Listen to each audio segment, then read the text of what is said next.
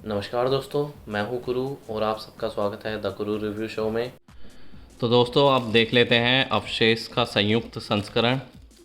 और ये देखिए एक थिन पॉलीथिन में रैप्ड होके आया है ये। तो जल्दी से इसको निकालता हूँ मैं। ये देखिए ये है नॉवेल्टीज़ और इसका प्राइस जो है आपका 849 रुपीज़ है दोस्तों।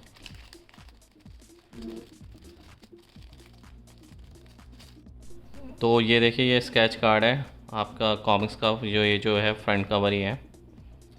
और ये दे रखा है एक स्टैम्प स्टिकर और ये है एक पेपर स्टिकर और स्टैम्प स्टिकर सेम है। और ये दे रखे हैं नागराज का एक आई लव यू कार्ड और एक है ऑटोग्राफ कार्ड।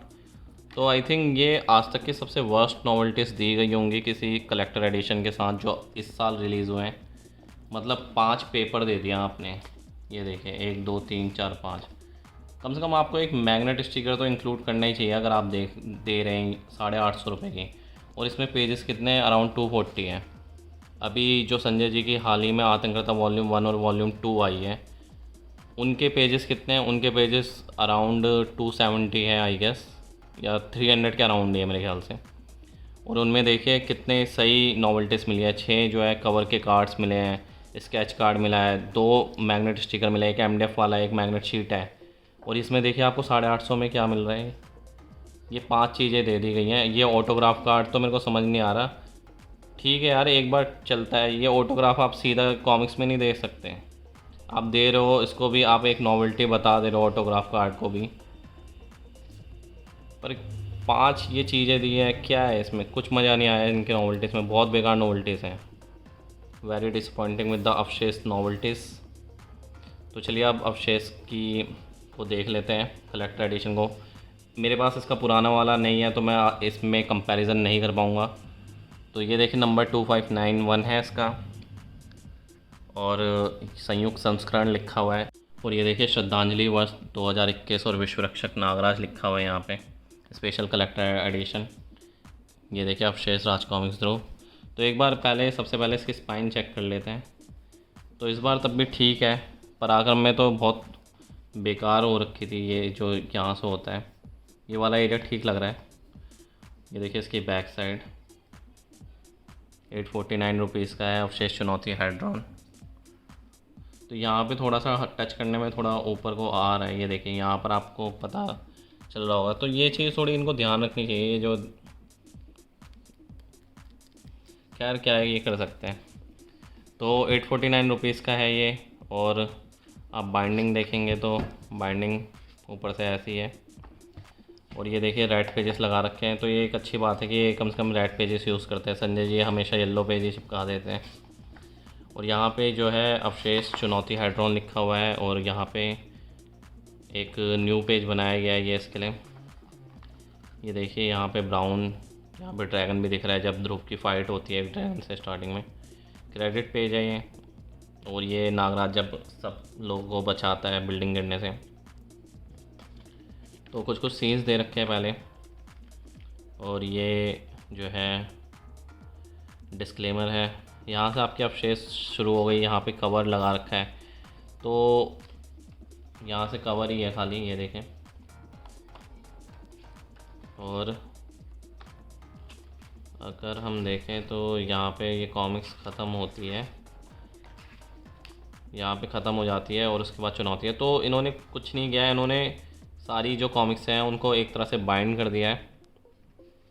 ये देखिए चुनौती भी यहाँ पे ख़त्म हो जाती है और उसके बाद आपकी चुनौती के बाद स्टार्ट हो जाती है हेड्रॉन। और इसमें बुक मार्क देख लेते हैं एक बार कहाँ पे है। तो ये देखिए ये है बुक मार्क ध्रुव और नागराज का। ये वाला नागराज तो खैर दूसरे आयाम का नागराज होता है, ये ध्रुव है। और पेजेस एक बार देख लेते हैं, पेजेस किसके कौन से टाइप के हैं इसमें। पेजेस मैट यूज़ कर रखे हैं इन्होंने और थोड़े थोड़े गीले से भी लग रहे हैं मेरे को। तो पेजेस मैट यूज़ कर रखे हैं। ग्लॉसी यूज़ करें तो ज़्यादा बेटर रहेगा, मेरे को यही लगता है कि ग्लॉसी काफ़ी लोग बोलते हैं कि ग्लॉसी जो है ख़राब हो जाता है, पर अगर आप ढंग से रखो मेंटेन करके तो ठीक रहता है वो भी। तो यहाँ पे आपकी कॉमिक्स ख़त्म हो जाती है और ये दिए गए हैं इस बार बोनस पेजेस। चलिए बोनस पेजेस देख लेते हैं। यहाँ पे अनुपम सिन्हा की कलम से है, मैं आपको थोड़ी देर में बताता हूँ इसका क्या है इसमें। और यहाँ पे देखिए विभिन्न आयामी नागराज और ध्रुव। तो यहाँ पे थोड़े से नागराज इसकी डिटेल दी गई है जो अलग अलग आयाम के होते हैं। देखिए शस्त्रधारी नागराज, मेटल नागराज और अन्य नागराज, तो उनके बारे में जानकारी दी गई है। और विभिन्न आयामी नागराज और ध्रुव, यहाँ पे ध्रुव के भी ले दिया गया है। सुपर कैप्टन ध्रुव है, एक टोपी वाला ध्रुव है, एक एनिमल ध्रुव है, एक अन्य ध्रुव है। तो ये सारे ध्रुव आपने अवशेष सीरीज़ में देखे होंगे। अब ये कवर स्टेजेस दिया गया है और अवशेष कवर की पेंसिलिंग का भी दे रखा है कि कैसे किया गया है। जो अवशेष का कवर था जो सबसे फ्रंट में आपने देखा होगा, ये चुनौती का है और ये है आपका हेड्रॉन का। तो तीनों के कवर की पेंसिलिंग दे रखी है। इस बार काफ़ी सारी चीज़ें इन्होंने डाली हैं, काफ़ी सही बात है ये, क्योंकि लास्ट टाइम इन्होंने इतना ज़्यादा डाला नहीं था। और ये देखिए इंक गैलरी दी हुई है। अब मेरे ख्याल से ब्लैक होल वाला सीन है, ये याद नहीं मेरे को अब ढंग से। तो ये 3 पेजेस हैं, ये है ब्लैक होल वाला सीन। तो ये 3 पेजेस की इंक गैलरी है और बाकी आपको ने देखा ही होगा कि कवर दे रखे हैं अवशेष और उनके पेंसिलिंग के। यहाँ पे आपकी अवशेष सीरीज़ ख़त्म हो जाती है। अब मैं आपको जल्दी से अनुपम सिन्हा जी ने क्या बोला है वो बता देता हूँ। तो इसमें अनुपम जी ने यही बताया है कि समय के साथ साथ नागराज आगे तो बढ़ रहा था, पर नागराज की कहानियों को वो और थोड़ा कॉम्प्लेक्स करना चाहते थे, बनाना चाहते थे कि उसमें और भी चीज़ें आएँ। तो उन्हें लगा कि ये सही टाइम है नागराज को जो है एक नए स्तर पे ले जाने का। तो उन्होंने जब जिनेवा में ये आपका हेड्रॉन कोलाइडर का हो रहा था, जब आपको पता ही होगा उससे गॉड पार्टिकल का हमें पता चला था, तो उस टाइम पे जब काफ़ी सारी न्यूज़ आ रही थी, तो उसी न्यूज़ में से थे कि कई बार कि ऐसा आ रहा था कि इससे ब्लैक होल बन सकता है, कुछ हो सकता है। तो उसी से अनुपम जी को आइडिया मिला और अनुपम जी ने ये सोचा। और अनुपम जी ने लिखा है कि उनको जो है ध्रुव और नागराज के साथ जो भी करैक्टर्स हैं उनके साथ कहाँ ज़्यादा छेड़छाड़ करने का वो नहीं होता, मन नहीं होता। पर जब उन्होंने नए नए करैक्टर्स बनाए तो उनको मज़ा आया, जैसे नागराज और ध्रुव के नए नए आयाम के करैक्टर्स आए। तो एक चीज़ जो अनुपम जी ने लिखी है कि उन्हें लगा कि शायद पाठक इसको पसंद करेंगे। तो मैं यही बोलूँगा कि काफ़ी सारे पाठकों को ये सीरीज़ आज तक समझ में नहीं आई है, क्योंकि ये सीरीज़ थोड़ी कॉम्प्लेक्स हो गई। मेरे को तो खैर अच्छी लगी थी ये सीरीज़, पर काफ़ी लोग जो है इसका मजाक उड़ाते हैं और वो बोलते हैं कि ये वर्स्ट सीरीज़ है। पर मेरे हिसाब से जो थोड़ा मैं ये तो नहीं बोलूँगा कि समझदार या कुछ भी, पर मुझे लगता है कि जो थोड़ा बहुत साइंस बैकग्राउंड से हैं और जिनको ये चीज़ें फैंटेसी वगैरह और थोड़ा कॉम्प्लेक्स चीज़ें पसंद आती हैं, उनके लिए ये थोड़ी कहानी इजी हो जाती है। कॉम्प्लेक्स भी रहती है पर थोड़ी इजी रहती है समझने में। और मुझे अवशेष सीरीज़ अच्छी लगती है पर्सनली। मुझे ऐसा नहीं लगा कि इसमें कहीं पे भी कुछ गलत हो रहा है। हाँ, थोड़ी बहुत चीज़ें होती हैं, पर वो तो आप कह सकते हैं कि फैंटेसी में सब कुछ जायज़ रहता है। पर काफ़ी सारे पाठकों को मैंने कहते हुए सुना है कि अवशेष जो है उनको बिल्कुल समझ नहीं आई, बहुत बेकार सीरीज़ थी।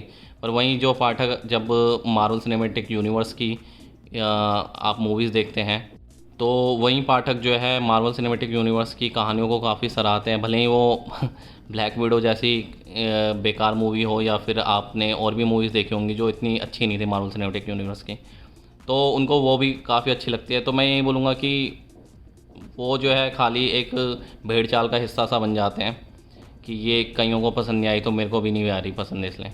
पर मैं यही बोलना चाहूँगा कि हेड्रॉन एक बहुत अच्छी सीरीज़ बनाई गई है अनुपम सिन्हा जी के द्वारा।